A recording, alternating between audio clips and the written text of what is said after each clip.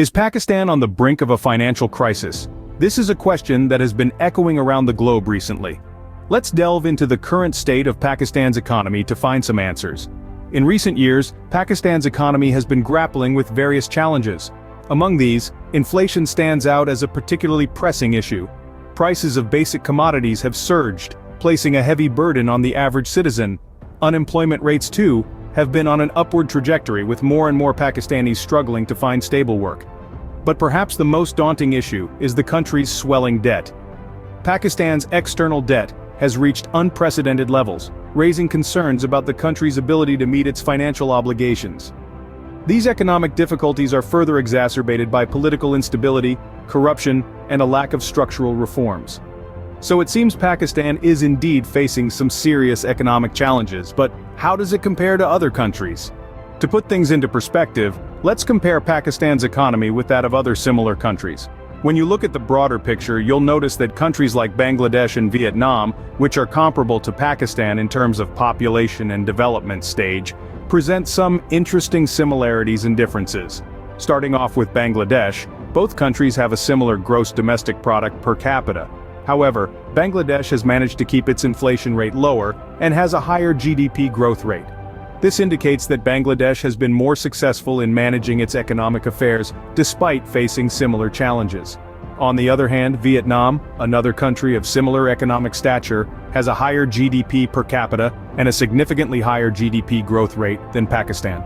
This suggests that Vietnam has been able to capitalize on its strengths and opportunities more effectively. Now let's turn our attention to the debt situation. Both Bangladesh and Vietnam have lower public debt to GDP ratios compared to Pakistan. This means that these countries are in a better position to manage their fiscal responsibilities and can afford to invest more in their economies. But what does this all mean for Pakistan? Well, it's a mixed bag. On one hand, it shows that Pakistan is not alone in its economic struggles. Other similar countries are also facing their own sets of challenges. On the other hand, it also demonstrates that these countries have been able to manage their economic affairs more effectively. The key takeaway here is that while Pakistan's economy is indeed facing challenges, it's not an insurmountable situation.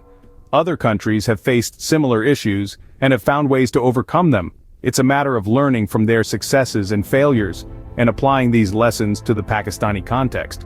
Clearly, Pakistan's economic situation is not unique, but what does this mean for the future of the country? This comparative analysis gives us a benchmark to measure against and provides insights into what Pakistan might do to improve its economic situation. But for a deeper understanding, we'll need to look into the future predictions, which we will dive into in the next scene. Forecasting the future of an economy is a tricky business, but let's try to make some educated guesses based on the available data. Looking ahead, the future of Pakistan's economy is shrouded in uncertainty.